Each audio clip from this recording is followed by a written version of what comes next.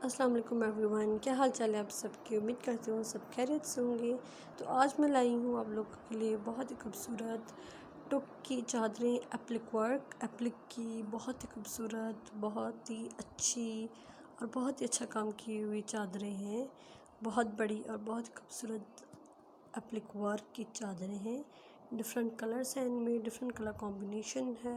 चारों तरफ बहुत ही बड़ा और बहुत ही खूबसूरत चादरें, ये बहुत ही बड़ा और चौड़ा बॉर्डर की जो है वो एप्लिक की गई है चारों तरफ, और बीच में बहुत बड़ी बड़ी जो है वो एप्लिक की बूटियाँ लगाई गई हैं।